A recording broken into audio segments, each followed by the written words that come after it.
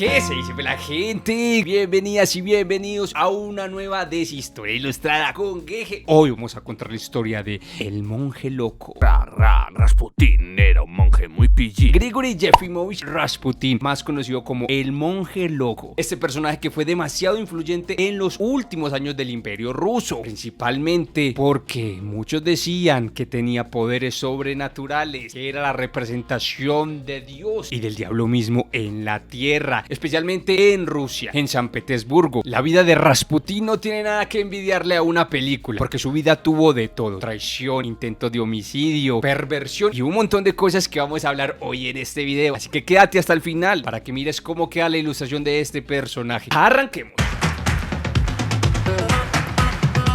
Rasputin, ay, así que bueno, gente, vamos a arrancar. Por allá, acabándose el siglo XIX y arrancando el siglo XX, existió en Rusia un personaje polémico para muchos y para otros no tanto. Una persona que muchos dirán y muchos dirán que llevó casi que al declive del Imperio Ruso, de los zares. Nació el 9 de enero de 1859 en Prokoskoye, Tyumen, en la Siberia rusa. Es una población muy pequeña. Al 2010, el censo del 2010, habían 2000 personas.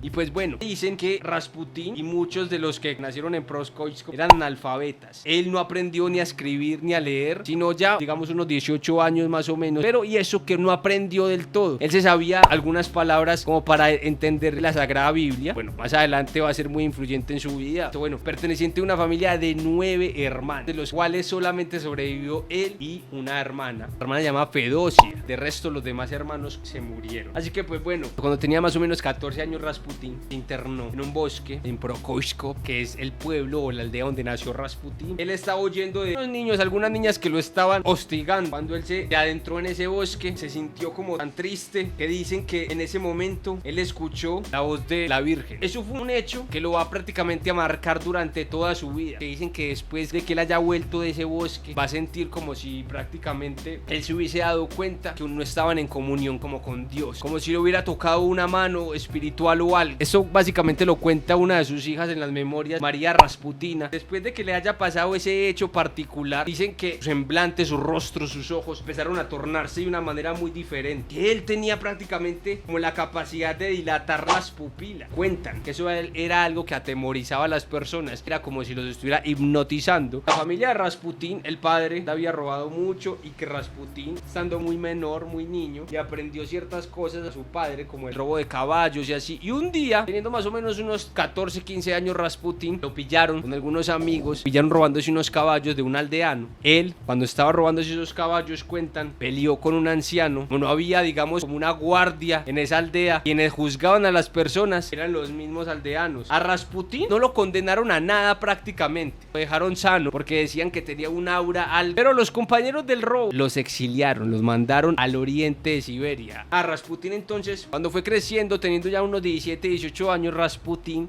cuentan que él trabajaba como cochero, llevando personas a la Siberia, helada y fría Siberia de Rusia de 1800. Dicen que un día transportó a un sacerdote, se fue dialogando con él y este sacerdote le dijo que por qué no se dedicaba al estudio de la palabra de Dios, que tenía futuro, que él se podía encaminar por ahí. Y Rasputin le sonó mucho la idea. Rasputin dijo: yo me meto como en la vuelta tal. Y Rasputin empezó a peregrinar, empezó a andar por varias partes de Rusia aprendiendo la palabra de Dios, aprendió las Sagradas Escrituras. Rasputin se aprendió toda la Biblia de pe a pa. Algo importante que decir, dato de color: en ese momento en Rusia estaba practicando mucho el ocultismo, cosa que le va a salir a favor a Rasputin más adelante, porque con base en que muchas personas, especialmente de la nobleza, las altas esferas rusas, el ocultismo estaba siendo una moda. No estoy diciendo que todo el mundo estaba por ahí con velas y todo el mundo ahí, Satanás, no. Lo que ocurría era que muchas personas eran muy supersticiosas, entonces creían que había más presencia de Satanás y de Dios en la tierra en ese momento. Y Rasputin eso le sirvió a favor para luego entrar en las grandes esferas, en la oligarquía rusa, pero ya vamos para allá. Después de empezar a peregrinar, vuelve a la aldea. Ya tenía más o menos unos 18, 19 años. Rasputin ya en ese momento tenía como una especie de fama de ser una persona muy seductora con las mujeres. Y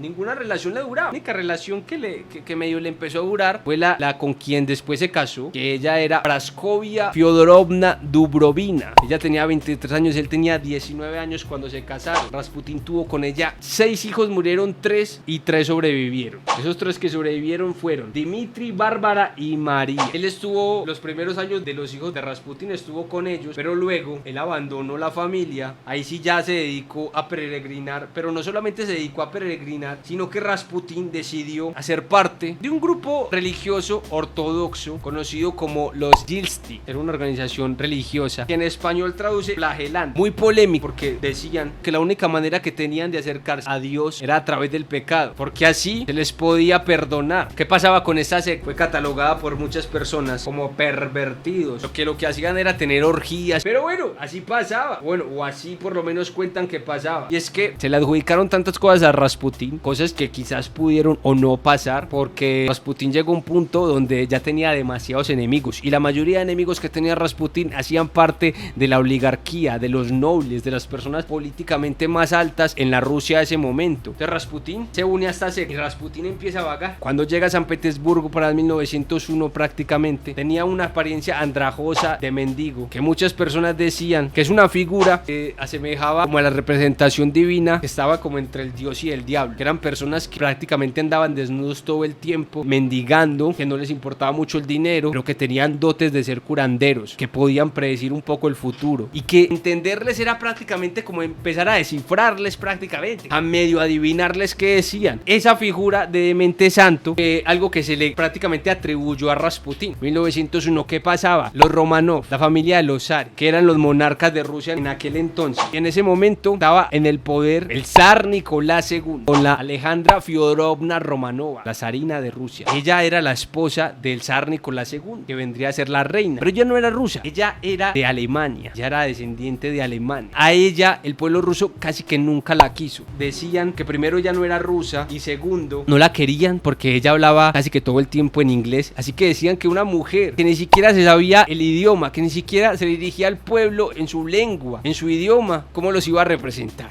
Bueno, ¿qué pasaba? El pueblo ruso no los quería, pero nada, decían que él no se parecía a su padre, al padre del zar Nicolás II. El padre del zar Nicolás II fue una persona que se dedicó más a crecer a Rusia, a crecerla económicamente, militarmente, pero en cambio el zar no, el zar se dedicó más a su familia. Y había una cosa, gente, que es clave en la vida de los zares de 1900, también en la vida de Rasputín, y era el tema del primogénito varón, el hombre, el descendiente. En ese caso, en Rusia se llamaba zarevich, así se le denominaba, y al zar Nicolás II le venían hace rato, perro, casi que exigiéndole, pero papi, ¿para cuándo el niño? Pura mujer, hermano.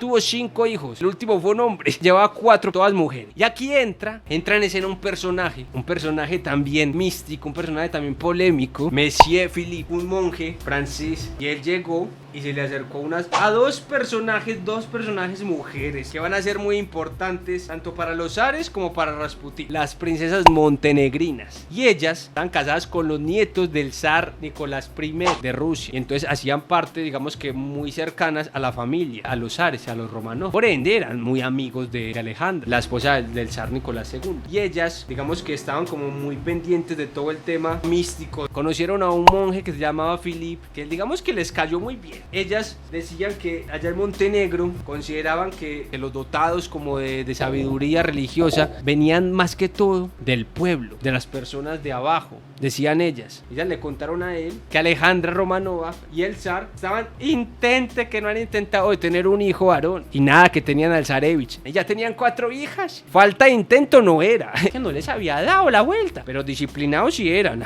Y el pueblo ruso cada tanto iba a tocar la puerta, nada el niño, no papi, no, estoy intentando pero nada que llega el niño, bueno, y volvían el otro año, nada el niño, no tuvimos una niña, qué maricada, bueno, listo, a la bendición, hasta que bueno, este monje llega y le dice a las montenegrinas, le dice, ¿por qué no me acercan a la familia, hombre, que yo puedo tener la respuesta? Y bueno, Alejandra era muy supersticiosa y eran muy religiosos, tanto el zar Nicolás y ella. Entonces el monje Philippe se acerca a los Romanov, le dice a la zarina que van a tener un niño varón, que con la ayuda de él, pues bueno, se dejó venir. Nace el zarevich Alexei. Rusia contenta, perro, qué felicidad tan feliz, hombre. Pero no todo es felicidad, porque nació enfermo, porque Alejandra Romanova, la zarina, ya tenía una enfermedad hereditaria, la hemofilia. ¿Qué pasaba con la hemofilia? Lo que pasa es que la sangre no coagula, no se condensa demasiado. Cualquier hemorragia que tenga una persona como si le hubieran abierto así la canilla 4 o 5 litros más para afuera, sangre, y sangre, y sangre. Esa es la hemofilia. Y bueno, ¿qué pasó? Cuando nace el zarevich, Alejandra se esconde. Las montenegrinas ellas sabían, porque ellas eran confidentes de Alejandra. Anastasia y Militza, las montenegrinas eran parceritas una y mugre de Alejandra la zarina. Y sabían, cuando Rasputín llega a donde las montenegrinas, y las montenegrinas se dan cuenta que Rasputín tenía una sabiduría. Ellas le contaron, las montenegrinas muy chismosas también. ¿Qué chismosas? 1905 llega a la familia Romanov. El zar Nicolás II, cuando lo conoce, lo escribe en su diario. Querido diario, hoy conocí a un muchacho alto, con un cabello frondoso, una nariz puntiaguda, un pedazo de morcilla en la barba, pero no importa, minucias de la vida. Lo que sí es que me hipnotizó con su gran pelo largo. Y bueno, se quedó así. Por allá en 1907, el zarevich se enfermó y nada que le podían detener la sangre. Llaman a Rasputín y Rasputín cae. Decían que Rasputín ungía prácticamente al niño y no le daba la medicina normal que le daban los médicos. Las aspirinas eran lo que le daban inmediatamente al zarevich cuando se enfermaba. En ese momento no había una gran evolución en la medicina. Luego se descubrió que las aspirinas lo que hacía era que licuaba la sangre, fuese más líquida, y entonces por eso no se podía detener la hemorragia, pero ni a bala. El peladito no se iba a curar nunca, los nunca. Rasputín, cuando llegó ese día allá, oró, no hizo nada más, le dijo que no se le acercaran los médicos, y dicen que en cuestión de unos minuticos, de unas horitas, el niño melo. Y empezaron a creer, especialmente la zarina. La zarina se volvió una mugre de Rasputín. Cuentan que a Rasputín muchas personas le pagaban plata para poder que él intercediera con la zarina, y para que ella luego hablara con el zar y el zar los pudiera poner. Pura burocracia. ¡Hey! Si te está gustando cómo está quedando la ilustración y también cómo está la historia, te invito a que le des like a este video, que te suscribas a este canal. Así podemos seguir contando y dibujando muchas de las historias de muchos personajes históricos. Así que continuemos. Ocurre un hecho súper importante, no solo en la vida de Rasputín y de los monarcas y de los zares y de Rusia, sino de el mundo, y es el estallido de la Primera Guerra Mundial. 1914 estalla la Primera Guerra Mundial. Rusia ya venía de una guerra que había tenido contra Japón, la perdió, y Rasputín le dijo al zar: perro, yo y usted no me metería a esa guerra. Vea, yo le digo una cosa a mi calidoso, usted llega a meter a esa guerra, y ay, mi papá, y se jode la monarquía. Y eso fue lo que ocurrió. Algo que ocurría, que políticamente muchos países se tenían que cubrir. Entonces, como, hey, si me invaden a mí, usted mete conmigo, hágale pues. Entonces así eran. Cuando uno invadía, entonces los otros que eran parceros se tenían que meter. Primera Guerra Mundial, el zar se tenía que meter porque tenía unos compromisos geopolíticos que si no los hacía, tuki tuki lulú. A Rasputín le favoreció que Rusia se haya metido porque el país quedó en manos de la zarina. El Raspo aprovechó, y ahí sí que el Raspo empezó: poneme a este, que poneme a aquella, y entonces empezó a poner un montón de personas en el mandato. Muchas personas de la nobleza rusa no estaban de acuerdo. Oiga, y empezaron a formarse un montón de estrategias. Fíjate pues, la zarina Alejandra, ella era descendiente de alemanes. Empezaron los rusos a decir que Rasputín no quería que hubiese guerra, porque Rasputín quería era firmar la paz con los alemanes y le quería entregar el país a los alemanes. Y empezaron un montón de estrategias, tanto que la muerte de Rasputín se relaciona con los ingleses. Imagínense, espías ingleses. Pero ya vamos para allá. Y empezó a meterse mucho más en el bolsillo de la zarina. Una vez estaba vacacionando la familia Romanov en Polonia, parchaditos, una casita veraniega en Polonia, cuando se enferma el niño. Eso de una telégrafo, pero en bombas para Rasputín. Rasputín estaba en Prokoysko, pasándose unos días con la familia de él, y el Rasputín coge y ve ese telegrama, y entonces le escribe y le dice: Sari Mostra, haga una vuelta, dele este telegrama al niño, ore bastante, y eso sí, que no se le acerquen los médicos. Ella que lee ese telegrama y le entra como una tranquilidad en el cuerpo. Bueno, entonces que le entregan el telegrama al niño, y ahora Alexei coge ese telegrama, lo abraza, eso sí, le quitaron los médicos inmediatamente. Y bueno, dicen que entonces el niño se curó, que ahí Rasputín ya demostró mucho más la capacidad casi que sobrenatural que tenía. Entonces nada, 1914, Primera Guerra Mundial, también primer intento de asesinato contra Rasputín. Él estaba una temporada en Prokoysko, en la familia de él, en esa aldea, y él estaba relajado, tal. Una noche de una ventisca, una nieve, que ver, no sé qué, una nevadera, qué nevadera tan berraca, que se le acerca una señora es que coja, y se le acerca a pedirle limosna, a pedirle un dinero. Y entonces el Raspo se metió la mano en el bolsillo para sacar una plata, le fue a entregar la plata, que la señora llega muy coja, ¿no? Saca un cuchillo, que apenas se le acercó a Rasputín, ¡pum! Hacia lo barrista, y el que cae ese sangrero ahí, pero que el alcanza a correr y sale corriendo y se esconde. Y a la señora la atrapan unos vecinos de por ahí. Si hay gente chimosa, hay gente que ayuda. Por muy Rasputín que usted sea y todo, hay gente que ayuda. Pillan a la señora y la agarran y la investigan. Y se dieron cuenta que la señora no era de Prokoishko. Usted no es de por acá, ¿cierto que no? Había sido mandada a asesinar a Rasputín por Illodor. Illodor había sido un sacerdote que fue amigo de Rasputín, pero ya no eran parceritos, ya no eran uña y mugre. Él ya quería mandarlo a matar. Al ser arrestada, declaró en su defensa que Rasputín era un mentiroso, era un depravado, que bajo el manto de la religión abusaba a las mujeres. Esa era la excusa que decía Illodor para matar a Rasputín. Ese fue el primer intento de muerte de Rasputín, 1914. Rasputín, después de eso, él fue y le contó a la zarina, se volvió para San Petersburgo y le dijo: ay, zarina, mostra, aleja, me iban a matar, hombre, no, que marica también, ponga seguridad, ponga seguridad. Entonces la zarina le contó al zar: amorcito, Nicolás, Nico, imagínate que casi matan al Raspu. Entonces Nico le dijo: a mí que hijo de putas, no, pero no sea así grosero, ponele seguridad privada. Entonces le pusieron seguridad privada a Rasputín. Ya tenía 2 policías que andaban con él. Pa' todo lado. Muchachos, voy a entrar a ese prostíbulo allí, me esperan allá afuera, hágale, listo, hágale. Si algo pidan ahí tinto y pidan chitos, y eso, si quiere pidan medio pollo, y a mi nombre. Ah, no, al mío no, al nombre de la zarina, eso pidan el nombre de la zarina. La segunda vez que intentaron matar a Rasputín, 1915. Fíjate, dicen que el Raspu estaba andando por la calle, él andaba tragueadito, andaba con los vinitos en la cabeza. Cuando él que voltea para atrás, ¿qué pasó? Y él volvió a mirar, ay, papi, se le dejó venir un trineo, unos 2 callos desaforados. ¡Rum! Él que alcanzó medio esquivar y él se tira para la acera, que la cabeza le dio contra un andén y los 2 tombos, porque le habían puesto seguridad privada, se acercaron y ¿qué pasó, Ras? Lo levantaron ahí y le dijeron: póngase un algodón ahí mientras tanto para que no le vaya a pasar la hemorragia. Y se fueron a mirar a ver el trineo de los 2 policías y dentro del trineo habían 3 hombres. Esa fue la segunda vez, no lo pudieron matar. Mala estrategia. O sea, para matar muy malito. La tercera vez así fue, vea. Esa sí la pensaron bien pensada, les voy a contar cómo fue. Bueno, eso quedó así. La Primera Guerra Mundial andaba pero de culos. El zar Nicolás iba pero mal. Dicen que la zarina, le llegó a escribir casi que más de 400 cartas al zar, mientras él estuvo pues en el campo de guerra y toda la vuelta. Y muchas eran a puro punta de favores. Ya que nuestro amigo era Rasputín. Bueno, el zar, la mayoría de las veces, por no decir que todas, le hizo caso a la zarina. Casi que al final empezó casi que a decir: no más. Bueno, eso siguió así. 1916, pille pues, Rasputín ya prácticamente había puesto un montón de gente en el gobierno. Dicen que cuando en la época en que Rasputín aprovechó todo ese tema de la Primera Guerra Mundial, él estuvo casi que liderando Rusia con la zarina, el déficit económico de Rusia fue gigante. Ahí fue donde muchos nobles tuvieron que poner las pilas y dijeron: no, a Rasputín hay que matar. Ya lo tenían entre ceja y ceja muchos nobles. Entonces Grigori Yefimovich Rasputín va a llegar a su final el 16 de diciembre de 1916, San Petersburgo, Rusia. Félix Yusupov, hijo de una gran familia de Rusia, podridos en la plata. Él, Yusupov y otro combo también de nobles rusos estaban hasta la coronilla de Rasputín nomás. Tanto que ahí inclusive cuenta la historia, los que cuentan cuentos, que unos espías ingleses colaboraron porque decían que Rasputín quería firmar, como quien no quiere la cosa, quería firmar la paz con la Alemania. Recuerde que Rusia estaba en la Primera Guerra Mundial. Y ahí a la vuelta a la esquina, 1918, tuki tuki lulu y la revolución rusa y se muere la monarquía a los zares. Entonces Yusupov pues llama al Rasputín y dice: ay, Raspu perro, que se dice mi Yusupov y papá, caiga. ¿Para qué? No, papi, es que mi esposa está malita. Bueno, este Rasputín cae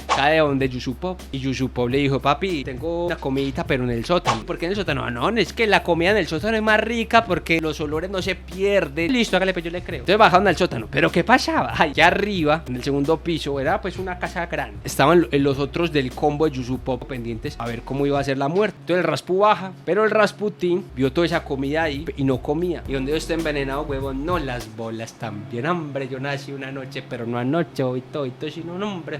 Y efectivamente, la comida estaba espolvoreado con cianuro. Hasta que, bueno, lo invitaron a vinito y decían que, pues, que Rasputín a un vinito chino le decía que no. Listo, entonces empezó a jartar vino y le dio hambre. ¿Cuándo? Empezó a comer. Yusupov sorprendido, porque Raspu coma que no ha comido y jarte que no ha jartado vino. Y eso envenenado. ¿Qué ¿Qué pasaba? Cuentan que Rasputín supuestamente ingería cada cierto tiempo pequeñas dosis de veneno para que su organismo detectara el veneno, que cuando le cayera veneno supiera cómo era la vuelta. Entonces Yusupov subió a donde el combo que tenía en el segundo piso, entonces que bajó con un arma, pum pum pum pum, le metió 2 tiros y que se lo llevaron, lo matamos y lo sacaron. Que cuando en la nieve se les levanta, ¡ay! Resucitó Rasputín. Ellos estaban sorprendidos. Es más, les voy a leer esto de palabras del diario del mismísimo Félix Yusupov. Decía: Rasputín estaba muerto, gotas de sangre corrían por la herida y caían sobre las baldosas de granito. Bruscamente su ojo izquierdo se entreabrió y los 2 ojos de Rasputín se volvieron extrañamente verdes y fijos como los de una serpiente, como si bruscamente fuera poseído de un frenesí. Saltó como disparado por sus piernas. Un grito aterrador llenó la sala. Rasputín resucitado repetía mi nombre: Yusupov.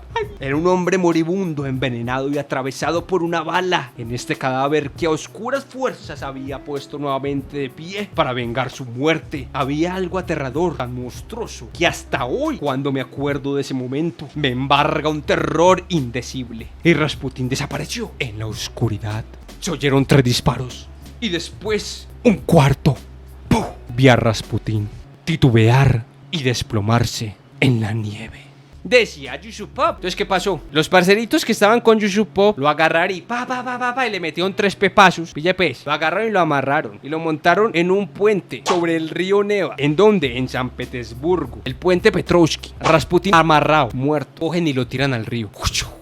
Pero vea, 3 días después sacan el cadáver del río Neva y se dan cuenta, luego en la autopsia, que Rasputín no había muerto ni por el veneno, tampoco por los 6 balazos que le pegaron, 2 pepazos en la cabeza, 4 en la espalda, y no había muerto. Lo encontraron con agua en los pulmones y dicen que lo mató fue el agua que lo ahogó. Así que cuando lo tiraron, él todavía estaba vivo, pero ya estaba amarrado, así que no podía hacer nada. Muere Rasputín. Ese fue el final de Grigori Yefimovich Rasputín. Últimos datos ya para cerrar la vida de Rasputín. ¿Qué pasa? Rasputín le había dicho a los zares que no había lío, que si él moría, pues bueno, se iba a morir. Pero decía 2 cosas: si yo me llevo a morir de mano del pueblo ruso, la monarquía y los zares reinarán otros 100 años, 100 porque estoy votado. ¡Ja! Pero si a mí me llegan a matar los nobles, le doy 25 años a esto y tuki tuki lulú. Y a cada uno de los Romanov 2 años y se mueren. Y efectivamente fue lo que pasó. En el 1918 a los Romanov los atrapan los bolcheviques, los revolucionarios rusos, y los ejecutan y mueren. Dato curioso, y es que cuando los bolcheviques detuvieron a los Romanov y los llevaban a fusilar en 1918, pasaron frente a la antigua casa de Rasputín en Prokoskoy, en su pueblo, en su aldea. Y bueno, gente, qué bueno que llegaste hasta el final. Espero que hayas disfrutado mucho esta historia, tanto como la disfruté yo dibujándola y también contándola. Recuerda que esto siempre lo hago desde el marco de la comedia, para que pasemos un rato entretenido. Te cuenta de las historias, te cuenta de la comedia y sobre todo de las ilustraciones. Si te gustó, compártelo con tus amigos, con tus amigas, y cuéntame en los comentarios qué te pareció una historia, que los estaré leyendo. Recuerda que puedes seguirme en Instagram como @ggeart, mismo que en TikTok, y también hago directos en Twitch, así que te espero por allá para que pasemos un rato súper brutal. Así que no siento más, te dejo la ilustración de Rasputín. Adiós. Chao. Check the mic and make sure it sound right, boys.